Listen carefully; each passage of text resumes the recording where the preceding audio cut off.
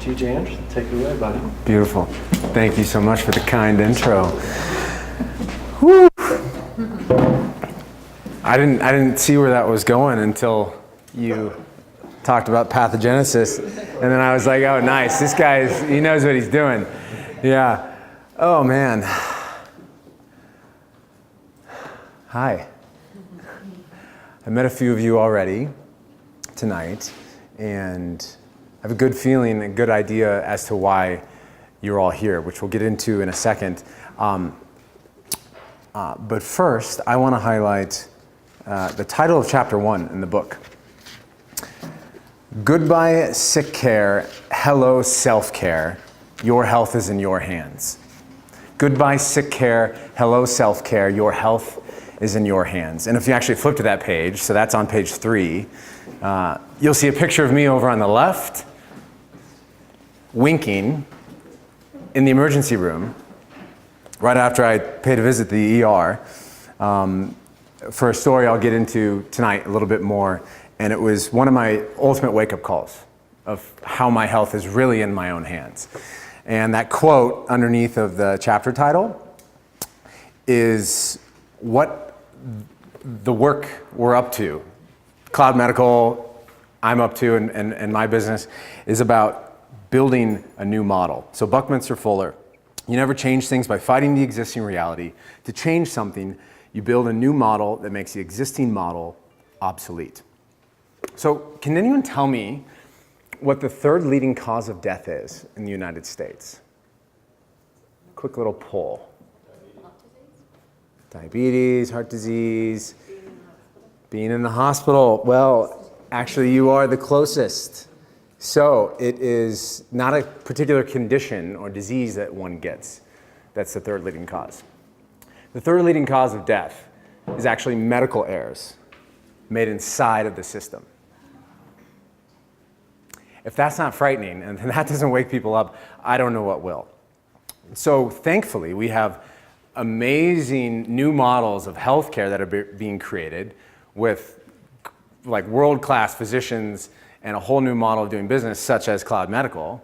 So you can build a really powerful all-star healthcare team, but at the same time, you can design your own powerful self-care strategy in your own life. And in fact, that is perhaps one of our greatest opportunities as health-conscious consumers, is to further our quest to better health through the power of developing our own self-care system. So that's what ultimately we're going to be talking about tonight, what you'll learn about in the book. And I've got one major belief that I talk about in the book, and I'll mention here right now with you guys, and that is that we do not lack the health experts in the world. We lack the self-experts. We do not lack the health experts in the world. We lack the self-experts. So our issues with our healthcare system, yes, have a lot to do with how we have a pathogenic training for our healthcare professionals with not a lot of training and understanding about how to create health, which is salutogenesis, but understanding disease, pathogenesis. That's maybe one issue inside of the healthcare system. Another is inspiring more health consciousness amongst the people, right? So how can we become self-experts in our own life? How can we become our own health coach in a way and take our health really into our own hands? And so you'll have a handout actually. One of the handouts you have is titled The Health Hacker Manifesto. And so this particular one page is what it means to be a health hacker, which we explain and get into inside of the book. And I would encourage you all to explore what those principles on that paper mean to you. And so the Health Hacker Manifesto is a simple reminder, a great way for you guys to put this up in your office, maybe in your homes, on the fridge. Literally, this is the first time that I've ever printed this out, so you guys are like just like we're experimenting with the speaker series, this is kind of the beta of the Health Hacker Manifesto. So that is becoming our own health coach, developing our own self-care system is the whole meaning behind becoming a health hacker. And so tonight we're going to explore what that means into more detail. So I would now love to ask each of you, raise your hand if you guys have a desire to live your healthiest life possible. Is that a consensus? Is that, big part of why we're here, right? You desire to continue to learn and grow in your health. So that's great. So we're all on the same page there. Now I'd like to encourage you guys to reflect on a question in your own life. And that is, what's going well for you in your health right now? What's going well for you in your health right now? So spend 10 seconds thinking about that to yourself. And when you come upon what comes up for you, go to your neighbor right now and share with them. You can take your own time and go back and forth and literally express what is going well for you in your health right now. Okay, so go ahead. You have 60 seconds, and then we'll meet back together.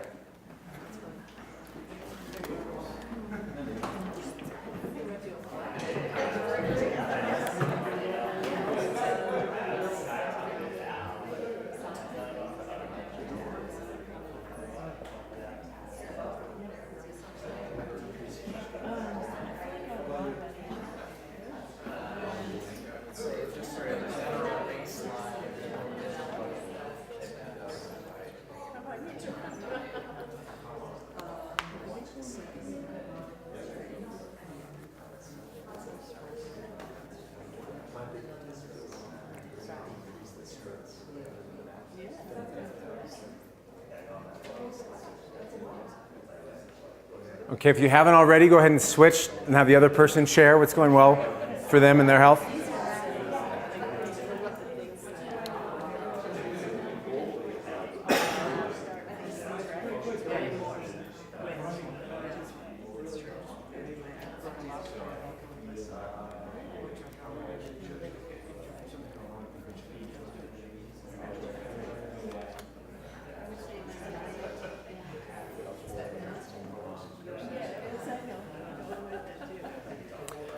Okay, 10 more seconds. Go ahead and wrap it up.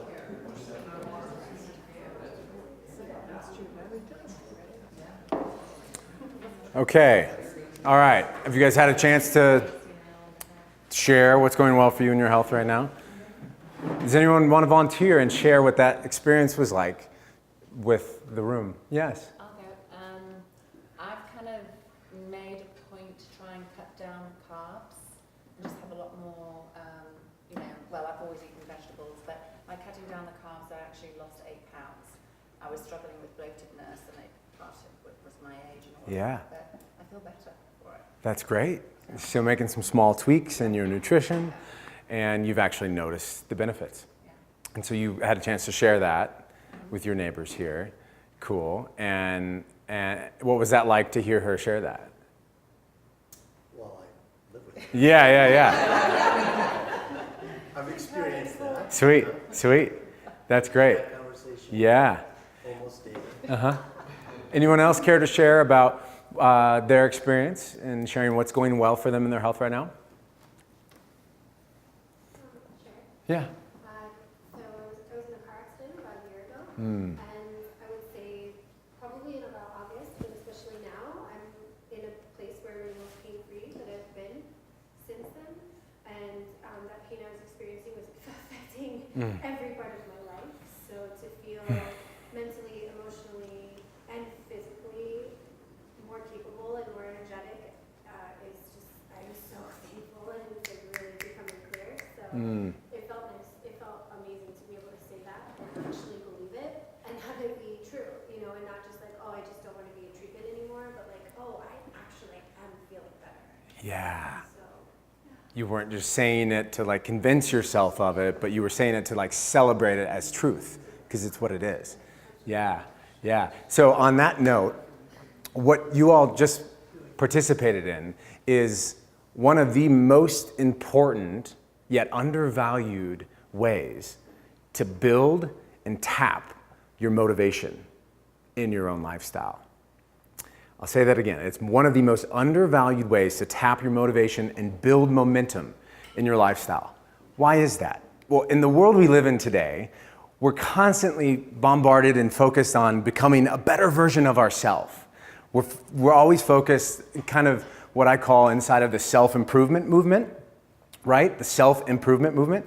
And there's nothing wrong with wanting to be better and improve, but at the same time, along that journey and along that quest, to be able to hit pause and communicate to yourself and others about what's going well in your health and actually approve yourself, not just improve yourself, but to really celebrate what's going well for you.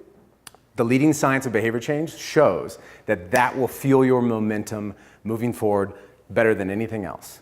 So that's kind of like one little small little hack you might not have thought about that you can take home with you today. So with that being said, just so you guys all know, my intention for you guys for the rest of the night is we're gonna get into some more about my story and some lessons that I have to share, but my whole intention is to impart value and add as much value as possible to each and every one of your own personal health journeys.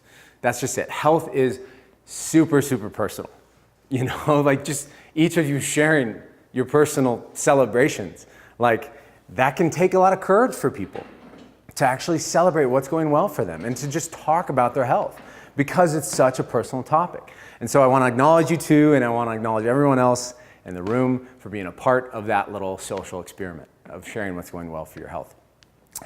And so that's actually a piece of something we'll get into later on tonight, and that is a self-coaching exercise that you guys have. And I'll actually share with you this model, this 3-step process to actually coach yourself to sustainable, optimal health behavior change later on tonight, and that is called the Health Hacker Formula. Okay? So a little open loop on that one. So we'll come back to that in a little bit. So my story, like who am I? Who is this like 30-year-old guy with his blue blockers in front of you wearing a polka dot shirt, you know, here in Boulder, Colorado? So a quick little background. You know, I'm originally from Des Moines, Iowa, born and raised. And about 5 years ago, I had an opportunity to model. I met a photographer who connected me with an agency that placed me with an agency in Miami, Florida, and I moved to South Beach. So I spent 4 months. I was 24 years old. So local small town Iowa boy gets thrown into South Beach, Florida to try to make it in the modeling world. My intention was to use modeling as a platform to spread my mission of healthy living with the world. I was still pretty wet behind the ears, just kind of getting into group fitness and health coaching. And throughout that experience in modeling, it was the precipice of my own healing in my own life was through modeling. My six-pack wasn't good enough for the cameras. You know, I fell into perfection mindset. I was taken advantage of by key people that were influential in the modeling industry, and you know, I had a lot of ego come up and a lot of opportunity for healing. And so 4 months after being on South Beach and having a lot of financial stress, like partying my ass off, not practicing what I'm preaching in my lifestyle, I moved back to Iowa to do a lot of healing, do a lot of reflecting. And it was about at that point where I had a good friend in Des Moines connect me to this biohacking movement with a company actually called Bulletproof. Raise your hand if you've heard of biohacking before, the company Bulletproof. Cool. Yeah, so you guys are familiar about that as a movement, biohacking, and Bulletproof being the brand or a company that the founder, Dave Asprey, was a part of creating. And so I stumbled upon this after being in Miami for 4 months. And that opened up my mind around the possibilities for how much we really have control over our own biology. And so my biohacking, my journey here was really head first. So I, consumed all of the podcast content, fell in love with Bulletproof coffee, which is, if you're not familiar with it, it's grass-fed butter, MCT oil blended up in a blender with hot coffee. And so I also got into ketogenic diet. So those you familiar with ketogenic diet? High fat, low carb, moderate protein. Both of those two things can actually, dehydrate you, right? So these are advanced kind of cutting edge biohacks, ketogenic diet, Bulletproof coffee, both of which, if not done properly, can severely dehydrate you. And so the story goes, I actually became a Bulletproof ambassador. So I was doing bulletproof coffee demos throughout Iowa. And one particular morning, it was a Sunday, I had just led a bulletproof coffee demo at Lululemon in Des Moines, Iowa, and had some coffee there, and then I went out to brunch with my family. And it was at brunch where I started to not feel too well. I was kind of getting lightheaded, and I was kind of getting scratchy and itchy. And I shared this with my sister, okay? And so I go to the bathroom, and I come back out of the bathroom. I thought I could just splash some water in my face. And as I'm walking back to the table, I slowly, slow my pace down, and I come to all fours on the ground, literally all fours, just like I can't walk anymore. And my body was just shutting down. My sister thinks it's a food allergy. Her daughter's got bad food allergies. She's got EpiPens with her. So before I know it, they bring me over to the booth. I get an EpiPen in each of my legs. Out of nowhere. Thankfully, they were children doses, not too heavy of epinephrine, but that definitely wasn't necessarily what I needed. It was not a food allergy. And so if any of you have been to the emergency room before, it's not always the best experience, right? I didn't see a doctor at all. I wasn't told what was going on inside my body, and I had no guidance for how to move forward after they let me go. They just said, you're stable, and get an appointment with your doctor or ARNP. And so that's what I did. 2 days later, I had an appointment, and they went over my blood work, and that's when I learned that it was a dehydration issue, low sodium. So what else can dehydrate your sodium? Too much water. I don't know if you all knew that, but too much water can actually dilute your sodium. So I had a perfect storm, right? I was writing the book that you have in your hands right now. I was pretty much done with it. I was experimenting with a ketogenic diet. I was bulletproof coffee, caffeine, drinking a lot of water, working out really hard. So it was the perfect storm on my body. And my body just shut down. And thankfully I survived it because it actually led to 6 more chapters in the book that you're holding. The next day after my visit with the ARNP in Des Moines, Iowa, this is in February, I was on a one-way flight to San Diego, California. And that's where I had already had this trip planned. I had some friends that lived out there, and I met a naturopathic doctor, and I got advanced blood testing to really understand what was going on inside my body. And so that was the precipice of fueling the last 6 chapters of the book. So the book actually took 4 years to write. It's interesting. It's written from my experience in healthcare and health coaching, which I'll share about in a little bit, but also my experience in self-experimenting and self-coaching, as I describe. And so it's very real and raw and about my own story, and it's written in a way for you guys to kind of coach yourself throughout the book as I was doing throughout my journey. So that's a little story. That's a little background on my own personal story related to health and biohacking, and that's when I realized how powerful what the principles inside of this book are, because this whole biohacking movement, it's uncharted, right? It's never been done before. We've never had this opportunity where so many people are designing their own N=1 experiments in their own lifestyles without guidance and trying to do it all alone. Okay, so there's 3 mistakes I want to share with you that most high performers make in their health, and I was guilty of the first one, and so you can learn from me, and that is you try to do it all alone, right? Obviously, you guys are better than most because you have a great team, you have an amazing physician, Cloud Medical, so you're not doing it all alone already because you've got a team that you believe in.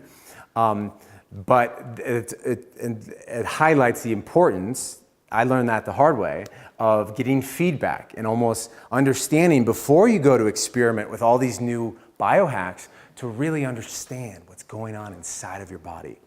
So I have a whole chapter inside of the book about advanced blood testing and how to hack your genetics. And so if that's something you're interested in, or maybe you've already done before, you're wanting to do, definitely enjoy that chapter and chat with your doc about it. So that's mistake number 1. You try to do it all alone. Mistake number 2 is you waste precious time or energy on the wrong hacks, right? And so I've got a slide for you that is in one of the handouts that maybe we'll talk about a little bit later, but I want to mention now, and that is the top 20 health hacks for energy and high performance. Okay, so these range from the simplest to taking walks outside to getting sunlight first thing in the morning to like the more advanced of like infrared sauna therapy, advanced blood testing, nootropic supplements. And so these are, in my experience, some of the really powerful, like fundamental and cutting edge hacks for energy and high performance. Okay, so that's mistake number 2. And mistake number 3 is most people focus on perfection over progress. Okay, so speaking of the principles inside of the book, in one of the early chapters, you'll learn about what I call the 5 Ps of health hacking.